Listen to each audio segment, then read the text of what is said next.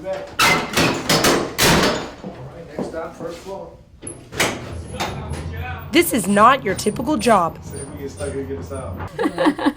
Oh, do you take all the insides out? You know. It's strange. Sometimes I'd rather tell them I was something else besides a funeral director. And the casket is on there. But she says it's worth it. Helping families in need during difficult times is rewarding for her.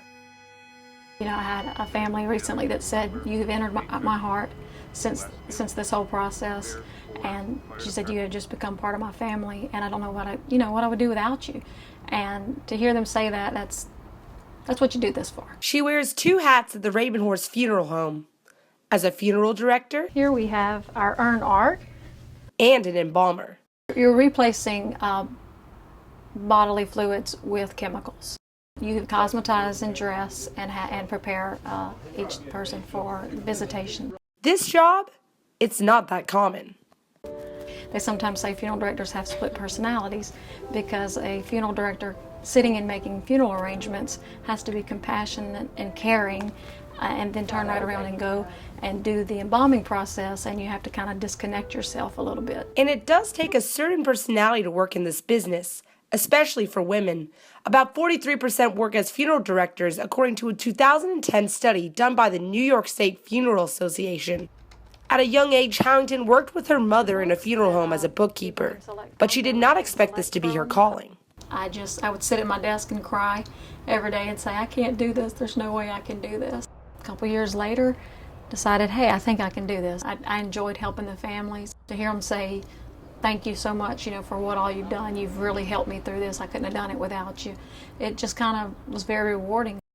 But there's more to the funeral process than you think. The cremation industry is growing. Right now, about 48% of families are using cremation. The remains are placed in the urn. And I think it's kind of neat, the whole process of burial at sea.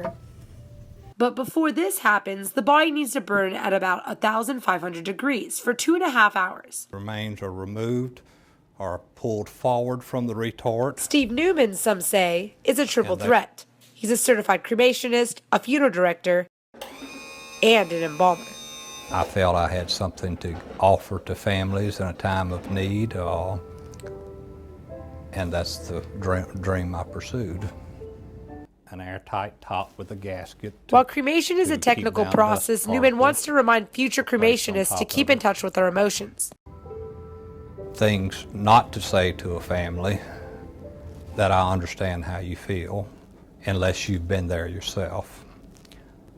Do not tell a family that you are sorry for their loss unless you mean it. And never tell them that they've gone to a better place. After working in this industry for several years, both Gayla and Steven say that this has helped them appreciate life more. You're not promised tomorrow, and you don't know, what tomorrow will bring. So you do kind of live in the minute. Although length in years is precious, it's having a fulfilled life. What you do in those 70 years or what you do in those 40 years, that's important. For Tiger TV, I'm Jacque Masse.